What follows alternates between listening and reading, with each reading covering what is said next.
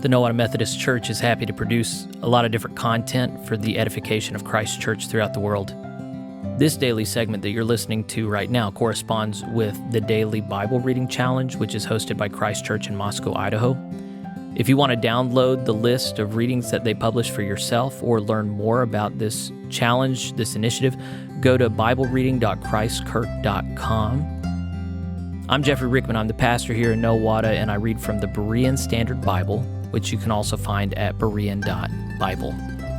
Consider subscribing to this podcast to be a part of this daily effort to grow in familiarity with and love of God's holy word. Let's dive in for today. It's time to read the Bible again. We're in Judges, and we're going to finish the whole book today. Just do nothing but Judges. I find that to be an interesting decision. Of course, it's good to just do as much as you can in one place in the Bible. I think that's a good way to go. But Judges is just a very demoralizing book, showing just how depraved the human condition can be. So anyway, buckle up. We're going to begin in chapter 16. Let's attend upon God's word together. One day, Samson went to Gaza, where he went to spend the night, where he saw a prostitute, and he went to spend the night with her. When the Gazites heard that Samson was there, they surrounded that place and lay in wait for him all night at the city gate. They were quiet throughout the night, saying, "Let us wait until dawn, then we will kill him." But Samson lay there only until midnight, when he got up, took hold of the doors of the city gate and both gate posts, and pulled them out, bar and all. Then he put them on his shoulders and took them to the top of the mountain overlooking Hebron. Sometime later, Samson fell in love with a woman in the valley of Sorek, whose name was Delilah. The lords of the Philistines went to her and said, "Entice him and find out the source of his great strength and how we can overpower him to tie him up and subdue him. Then each one of us will give you 1,100 shekels of silver." So Delilah said to Samson, "Please tell me the source of your great strength and how you can be tied up and subdued." Samson told her, "If they tie me up with 7 fresh bowstrings that have not been dried, I will become as weak as any other man." So the lords of the Philistines brought her 7 fresh bowstrings that had not been dried, and she tied him up with them. While the men were hidden in her room, she called out, "Samson, the Philistines are here." So he snapped the bowstrings like a strand of yarn seared by a flame. So the source of his strength remained unknown. Then Delilah said to Samson, "You have mocked me and lied to me. Now, please tell me how you can be tied up." He replied, "If they tie me up with new ropes that have never been used, I will become as weak as any other man." So Delilah took new ropes, tied him up with them, and called out, "Samson, the Philistines are here." But while the men were hidden in her room, he snapped the ropes off his arms like they were threads. Then Delilah said to Samson, "You have mocked me and lied to me all along. Tell me how you can be tied up." He told her, "If you weave the 7 braids of my head into the web of a loom and tighten it with a pin, I will become as weak as any other man." So while he slept, Delilah took the 7 braids of his hair and wove them into the web. Then she tightened it with a pin and called to him, "Samson, the Philistines are here." But he awoke from his sleep and pulled out the pin with the loom and the web. "How can you say I love you," she asked, "when your heart is not with me? This is the 3rd time you have mocked me and failed to reveal to me the source of your great strength." Finally, after she had pressed him daily with her words and pleaded until he was sick to death, Samson told her all that was in his heart.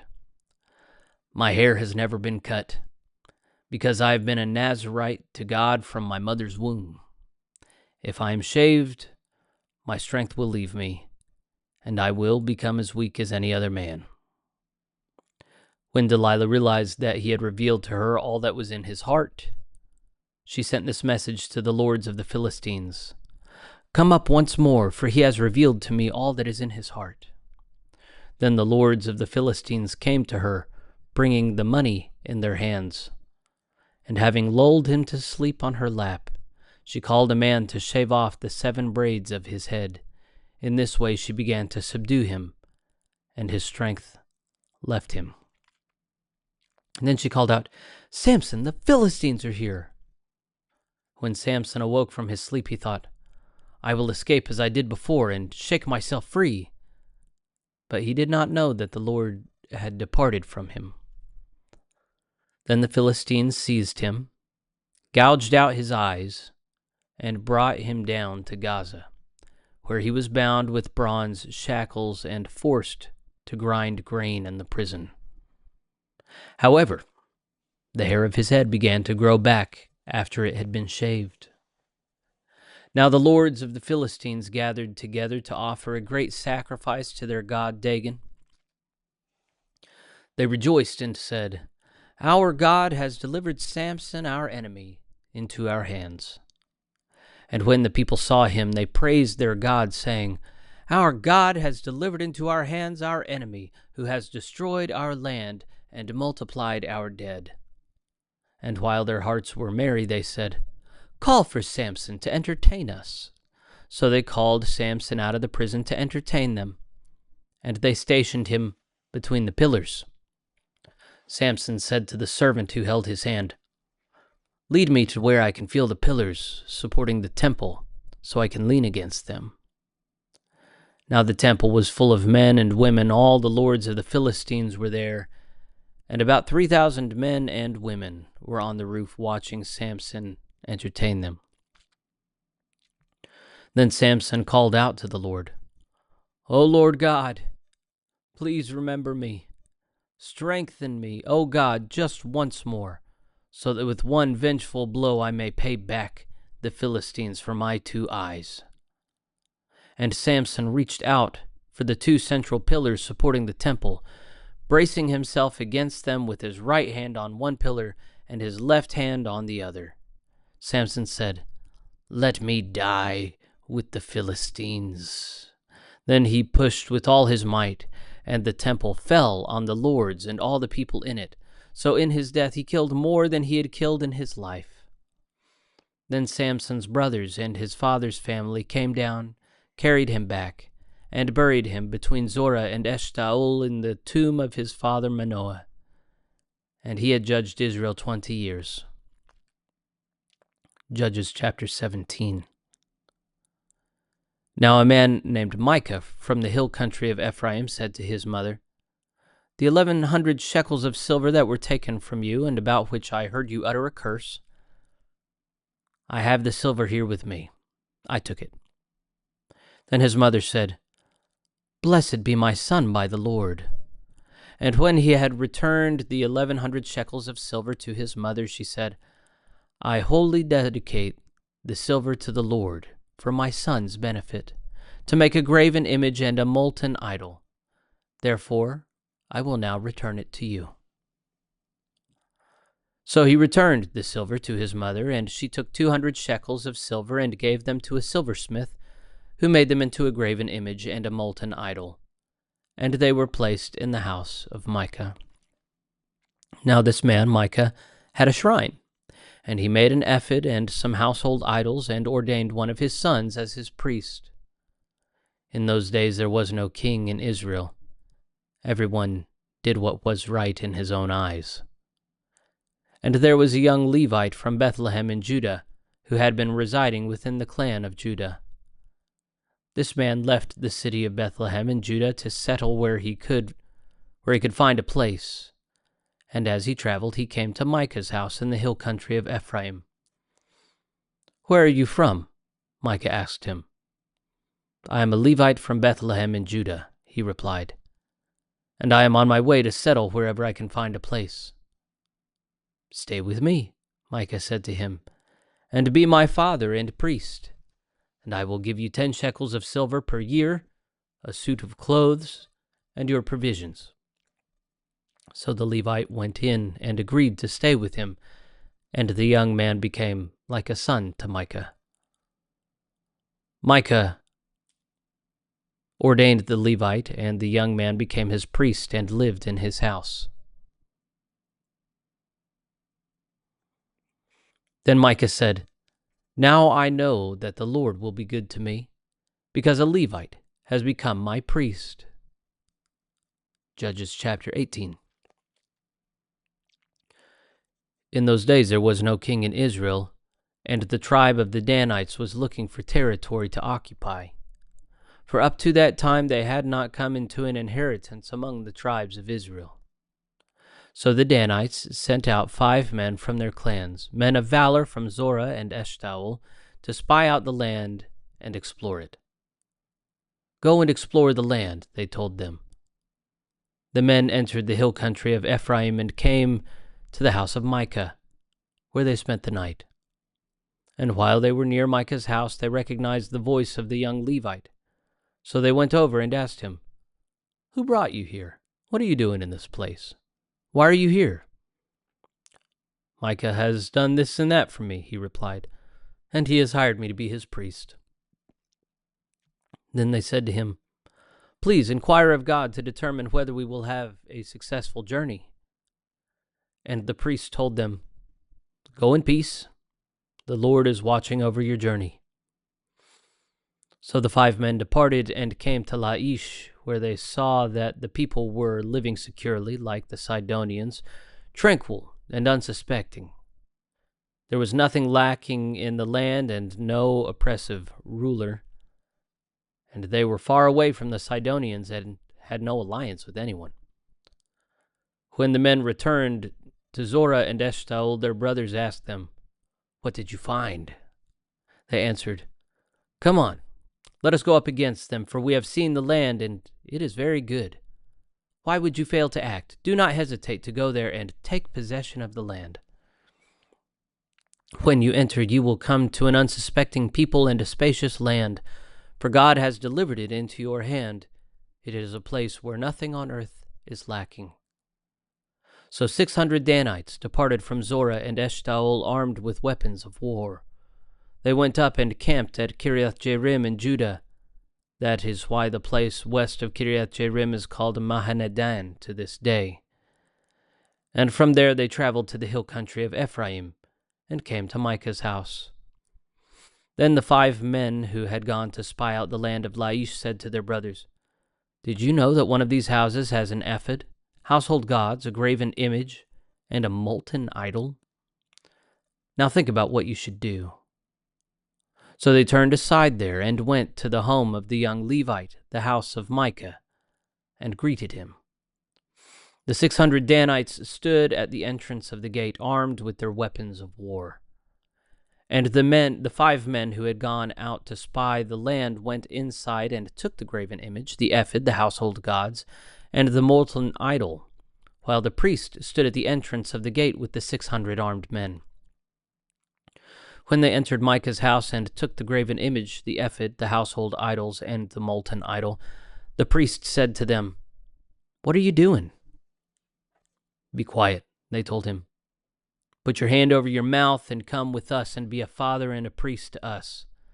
Is it better for you to be a priest for the house of one person, or a priest for a tribe and family in Israel?" So the priest was glad and took the ephod, the household idols, and the graven image, and went with the people.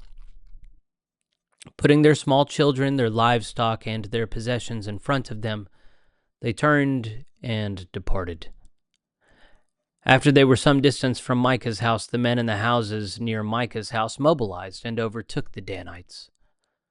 When they called out after them, the Danites turned to face them and said to Micah, "What is the matter with you that you have called out such a company?" He replied, "You took the gods I had made, and my priest, and went away. What else do I have? How can you say to me, 'What is the matter with you?'" The Danites said to him, "Do not raise your voice against us, or angry men will attack you, and your family will lose your lives." So the Danites went on their way, and Micah turned to go back home because he saw that they were too strong for him. After they had taken Micah's idols and his priest, they went to Laish, to a tranquil and unsuspecting people, and they struck them with their swords and burned down the city. There was no one to deliver them, because the city was far from Sidon and had no alliance with anyone. It was in a valley near Beth Rehob. And the Danites rebuilt the city and lived there. They named it Dan, after their forefather Dan, who was born to Israel, though the city was formerly named Laish. The Danites set up idols for themselves, and Jonathan, son of Gershom, the son of Moses, and his sons were priests for the tribe of Dan until the day of the captivity of the land. So they set up for themselves Micah's graven image, and it was there the whole time the house of God was in Shiloh. Judges 19. Now, in those days when there was no king in Israel, a Levite who lived in the remote hill country of Ephraim took for himself a concubine from Bethlehem in Judah. But she was unfaithful to him, and left him to return to her father's house in Bethlehem in Judah. After she had been there 4 months, her husband got up and went after her to speak kindly to her and bring her back, taking his servant and a pair of donkeys. So the girl brought him into her father's house, and when her father saw him, he gladly welcomed him. His father-in-law, the girl's father, persuaded him to stay, so he remained with him 3 days, eating, drinking, and lodging there. On the 4th day they got up early in the morning and prepared to depart, but the girl's father said to his son-in-law, "Refresh your heart with a morsel of bread, and then you can go." So they sat down, and the two of them ate and drank together. Then the girl's father said to the man, "Please, agree to stay overnight, and let your heart be merry." The man got up to depart, but his father-in-law persuaded him. So he stayed there that night. On the 5th day he got up early in the morning to depart, but the girl's father said, "Please, refresh your heart." So they waited until late in the afternoon, and the two of them ate. When the man got up to depart with his concubine and his servant, his father-in-law, the girl's father said to him, "Look, the day is drawing to a close. Please, spend the night. See, the day is almost over. Spend the night here, that your heart may be merry. Then you can get up early tomorrow for your journey home." But the man was unwilling to spend the night. He got up and departed, and arrived opposite Jebus, that is Jerusalem, with his 2 saddled donkeys and his concubine. When they were near Jebus, and the day was almost gone, the servant said to his master, "Please, let us stop at this Jebusite city and spend the night there." But his master replied, "We will not turn aside to the city of foreigners, where there are no Israelites. We will go on to Gibeah." He continued, "Come, let us try to reach one of these towns to spend the night in Gibeah or Ramah." So they continued on their journey, and the sun set as they neared Gibeah in Benjamin. They stopped to go in and lodge in Gibeah. The Levite went in and sat down in the city square, but no one would take them into his home for the night. That evening an old man from the hill country of Ephraim, who was residing in Gibeah, the men of that place were Benjamites, came in from his work in the field. When he looked up and saw the traveler in the city square, the old man asked, "Where are you going, and where have you come from?" The Levite replied, "We are traveling from Bethlehem in Judah to the remote hill country of Ephraim, where I am from. I went to Bethlehem in Judah, and now I am going to the house of the Lord, but no one has taken me into his home. Even though there is both straw and feed for our donkeys, and bread and wine for me and the maidservant and young man with me, there is nothing that we your servants lack." "Peace to you," said the old man. "Let me supply everything you need. Only do not spend the night in the square." So he brought him to his house and fed his donkeys, and they washed their feet and ate and drank. While they were enjoying themselves, suddenly the wicked men of the city surrounded the house. Pounding on the door, they said to the old man who owned the house, "Bring out the man who came to your house, so we can have relations with him." The owner of the house went out and said to them, "No, my brothers, do not do this wicked thing. After all, this man is a guest in my house. Do not commit this outrage. Look, Let me bring out my virgin daughter and the man's concubine, and you can use them and do with them as you wish. But do not do such a vile thing to this man." But the men would not listen to him. So the Levite took his concubine and sent her outside to them, and they raped her and abused her throughout the night. And at dawn they let her go. Early that morning the woman went back to the house where her master was staying, collapsed at the doorway, and lay there until it was light.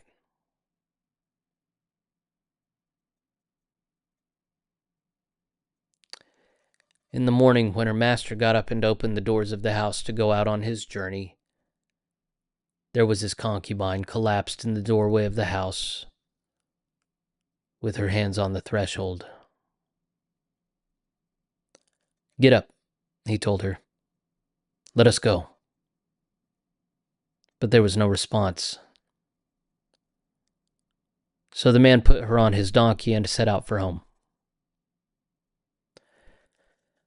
When he reached his house, he picked up a knife, took hold of his concubine, cut her limb by limb into 12 pieces, and sent her throughout the territory of Israel. And everyone who saw it said, "Nothing like this has been seen or done from the day the Israelites came out of the land of Egypt until this day. Think it over, take counsel, and speak up." Judges chapter 20.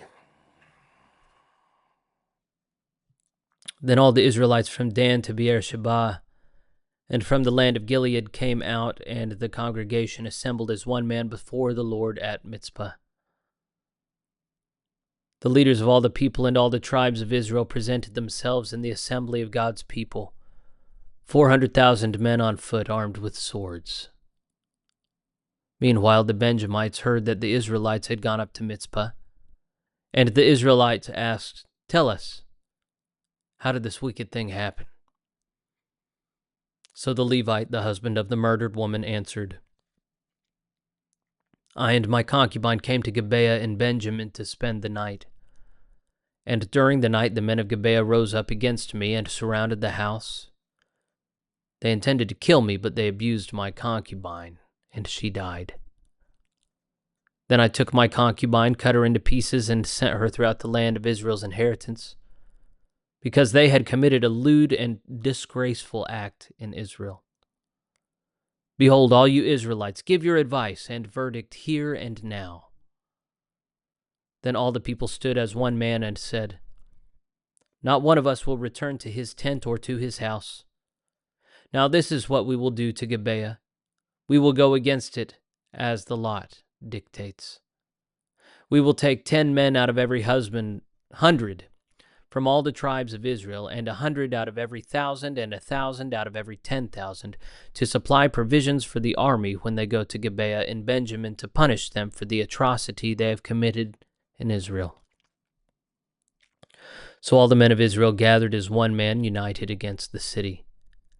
And the tribes of Israel sent men throughout the tribe of Benjamin, saying, "What is this wickedness that has occurred among you? Hand over the wicked men of Gibeah so we can put them to death and purge Israel of this evil." But the Benjamites refused to heed the voice of their fellow Israelites. And from their cities they came together at Gibeah to go out and fight against the Israelites.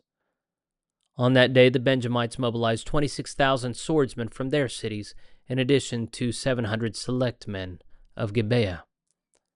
Among all these soldiers there were 700 select left-handers, each of whom could sling a stone at a hair without missing. The Israelites, apart from Benjamin, mobilized 400,000 swordsmen, each one an experienced warrior.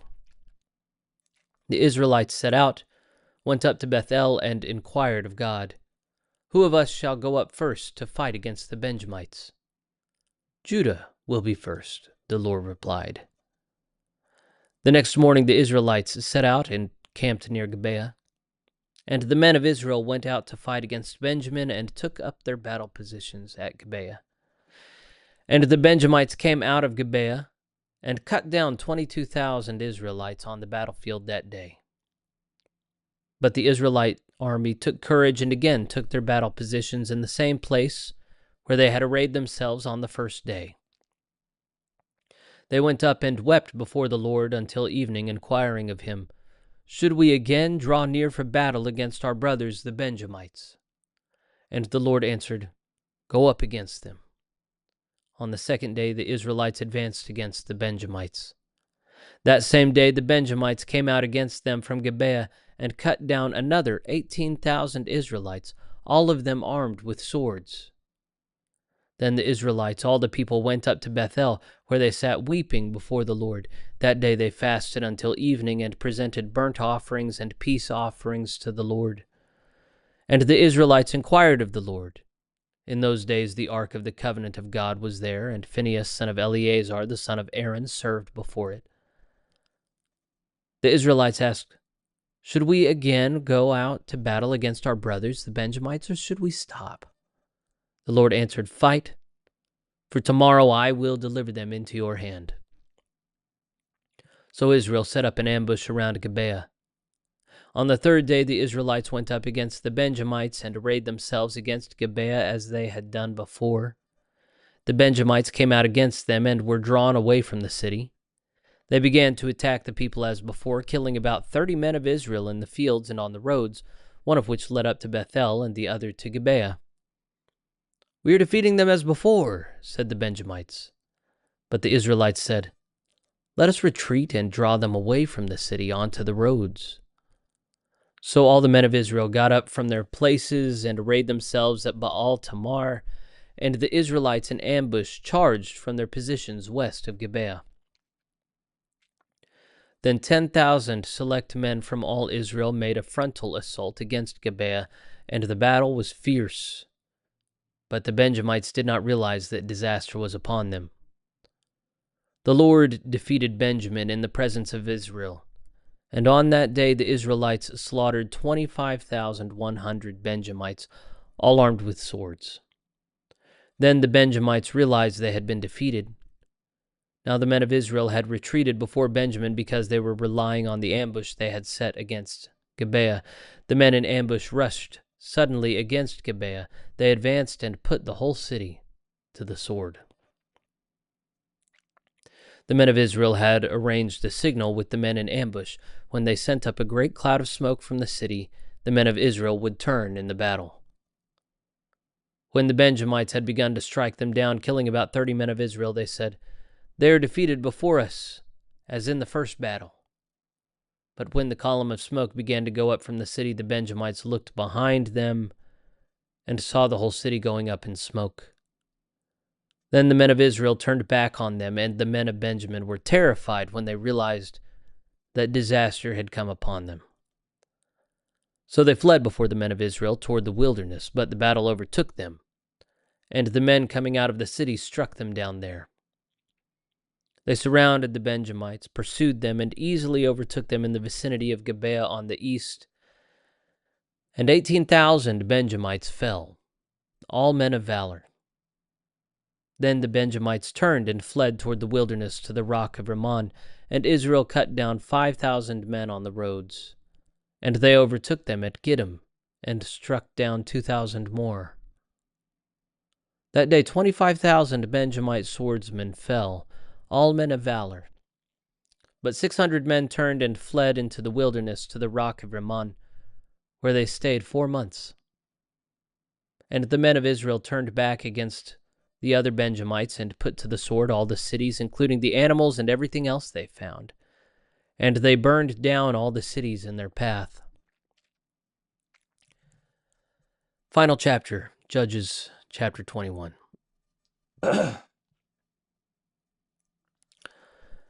Now the men of Israel had sworn an oath at Mitzpah, saying, "Not one of us will give his daughter in marriage to a Benjamite." So the people came to Bethel and sat there before God until evening, lifting up their voices and weeping bitterly. "Why, O Lord God of Israel," they cried out, "has this happened in Israel? Today in Israel, one tribe is missing." The next day the people got up early, built an altar there, and presented burnt offerings and peace offerings. The Israelites asked, "Who among all the tribes of Israel did not come to the assembly before the Lord?" For they had taken a solemn oath that anyone who failed to come up before the Lord at Mizpah would surely be put to death. And the Israelites grieved for their brothers the Benjamites and said, "Today a tribe is cut off from Israel. What should we do about wives for the survivors, since we have sworn by the Lord not to give them our daughters in marriage?" So they asked, "Which one of the tribes of Israel failed to come up before the Lord at Mizpah?" And in fact, no one from Jabesh Gilead had come to the camp for the assembly. For when the people were counted, none of the residents of Jabesh Gilead were there. So the congregation sent 12,000 of their most valiant men and commanded them, "Go and put the sword to those living in Jabesh Gilead, including women and children. This is what you are to do. Devote to destruction every male, as well as every female who has had relations with a man." So they found among the inhabitants of Jabesh Gilead 400 young women who had not had relations with a man, and they brought them to the camp at Shiloh in the land of Canaan. Then the whole congregation sent a message of peace to the Benjamites who were at the rock of Rimmon. And at that time the Benjamites returned and were given the women who were spared from Jabesh Gilead. But there were not enough women for all of them. The people grieved for Benjamin because the Lord had made a void in the tribes of Israel. Then the elders of the congregation said, "What should we do about wives for those who remain, since the women of Benjamin have been destroyed?" They added, "There must be heirs for the survivors of Benjamin, so that a tribe of Israel will not be wiped out. But we cannot give them our daughters as wives."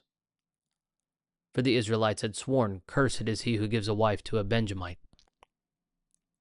"But look," they said, "there is a yearly feast to the Lord in Shiloh, which is north of Bethel, east of the road that goes up from Bethel to Shechem, and south of Lebonah." So they commanded the Benjamites, "Go, hide in the vineyards, and watch. When you see the daughters of Shiloh come out to perform their dances, each of you is to come out of the vineyards, catch for himself a wife from the daughters of Shiloh, and go to the land of Benjamin. When their fathers or brothers come to us to complain, we will tell them, 'Do us a favor by helping them, since we did not get wives for each of them in the war. Since you did not actually give them your daughters, you have no guilt.'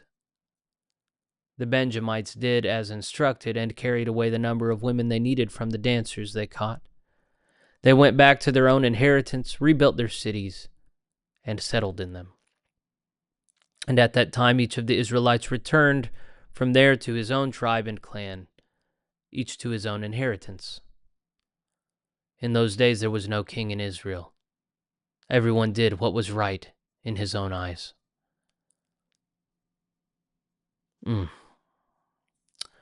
This is the word of the Lord. See what I mean? It's just heavy.